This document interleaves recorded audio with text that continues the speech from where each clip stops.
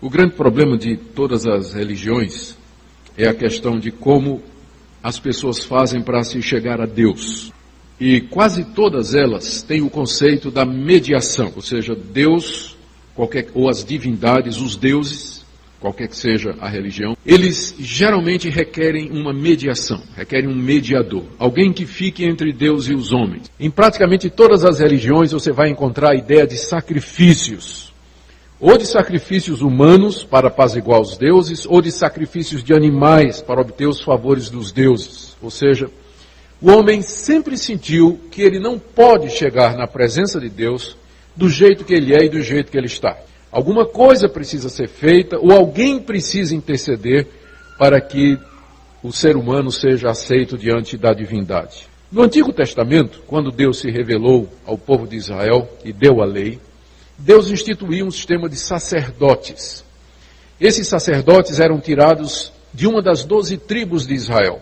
Essas 12 tribos eram nomeadas de acordo com os 12 filhos descendentes de Jacó, que era filho de Isaac e que era filho de Abraão. Então, uma tribo chamada Levi, essa tribo que era nomeada após o patriarca Levi, que era filho de Jacó, a essa tribo Deus deu o trabalho de cuidar do tabernáculo, dos sacrifícios e do serviço divino. Eles eram responsáveis pelo culto, eles não faziam mais nada. Todo homem da tribo de Levi, quando completava 30 anos, ele ia para o serviço de Deus no templo. É como serviço militar obrigatório.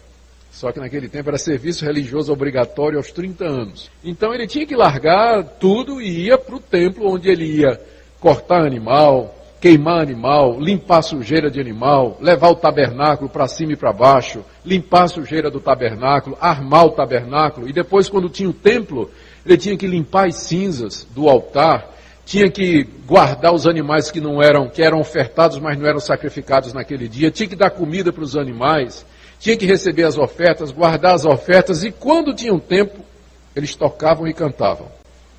Fazendo só um parênteses, a pessoa hoje em dia diz assim que tem um ministério de levita, porque ele sabe tocar guitarra ou violão e canta um pouquinho. Se você quer ter um ministério de levita, a gente vai ter que dispensar os diáconos e você vai fazer todo o trabalho que os levitas faziam, que incluíam cuidar do templo, de tudo que havia no templo, né?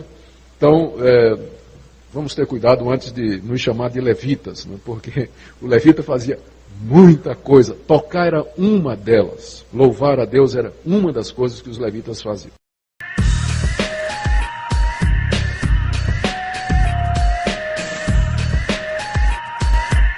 Então, fechando o parênteses aqui, voltando. Deus, então, escolheu a tribo de Levi para dela tirar os sacerdotes, os levitas, aqueles que funcionariam como mediadores entre o povo e Deus.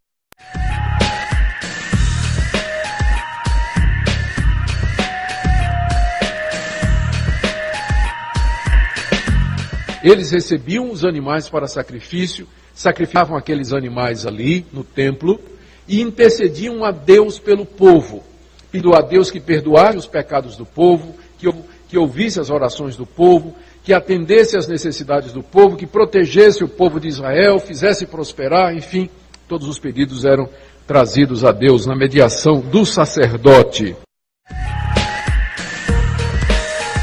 E havia um sumo sacerdote entre os irmãos da tribo de Levi, de acordo com as famílias, por ano havia um rodízio e era então escolhido um sacerdote para aquele ano em particular.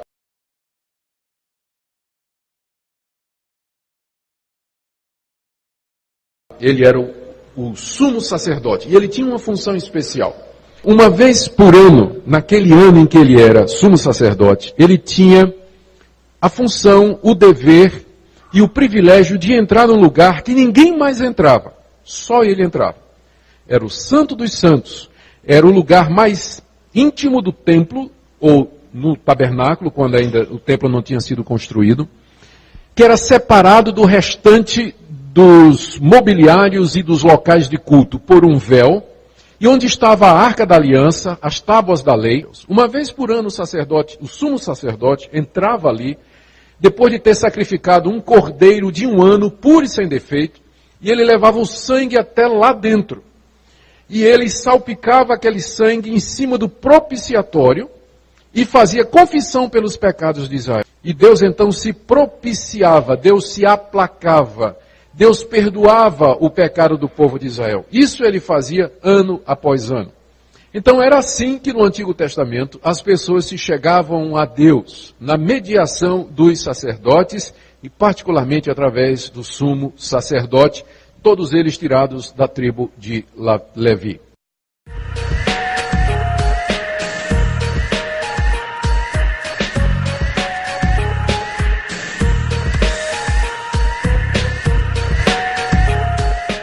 O autor da carta aos Hebreus, que nós estamos estudando agora, ele sabia disso muito bem, porque ele próprio era um judeu. Antes de conhecer a Jesus, ele deve ter ido ao templo oferecer sacrifícios e procurado a Deus na mediação dos sacerdotes.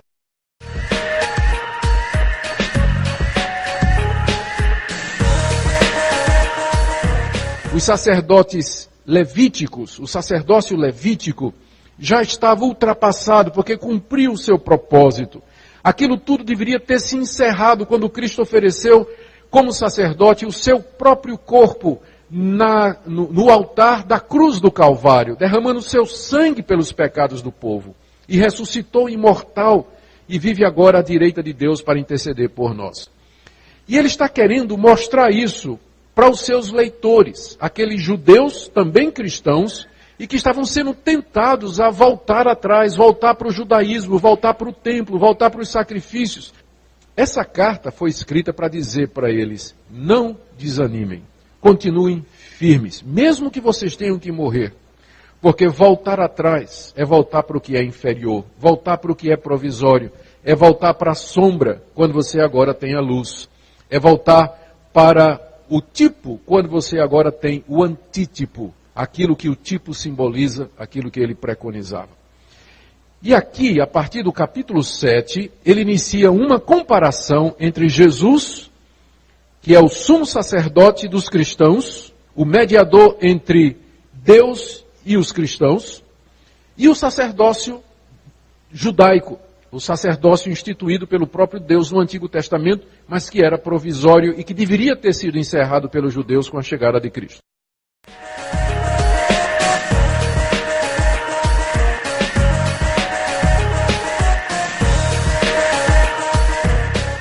Ele vai apelar, ou vai mostrar a história do encontro de Abraão com um homem misterioso chamado Melquisedeque. A gente quase não sabe nada sobre esse Melquisedeque, a não ser o que Gênesis 14 diz, 3 versículos, e lá no Salmo 110, verso 4, onde ele é mencionado outra vez. Só 2 vezes ele aparece no Antigo Testamento. Então ele tinha essa função de rei e ao mesmo tempo de sacerdote. Ele era o líder civil e o líder religioso daquela cidade chamada Salém. Era esse homem chamado Melquisedeque.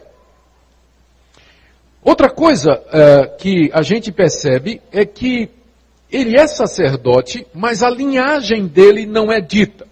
Isso é significativo. Porque para que uma pessoa fosse sacerdote naquele tempo, ou mais adiante, não é? Quando Deus instituiu o sacerdócio, ela tinha que provar que era da descendência de Levi. Então era a credencial. Hoje em dia os pastores têm carteira de pastor. Como é que alguém provava que ele era ministro, que ele era sacerdote lá no templo? Genealogia. Zé, filho de Maria, de Pedro, de João, tal, filho de Levi. Ele tinha que provar que ele era filho de Levi.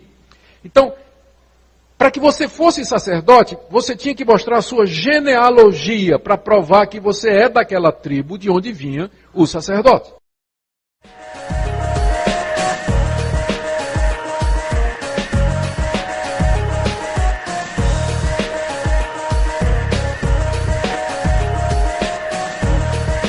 Com isso, ele está dizendo, o Antigo Testamento, o sistema levítico de sacrifício já foi abolido com a vinda de Cristo.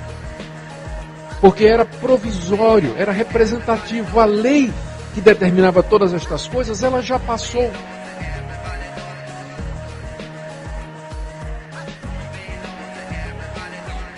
Nós agora nos achegamos a Deus na mediação de Jesus, que é o sacerdote perfeito.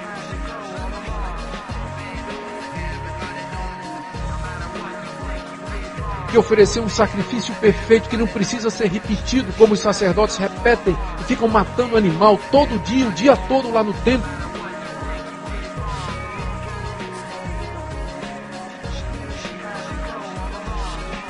Não precisamos mais disso, porque o Cordeiro de Deus que tira o pecado do mundo já foi oferecido. Portanto, regressar ao judaísmo, aos sacerdotes levíticos, é regredir, voltar ao que era provisório, temporal e imperfeito.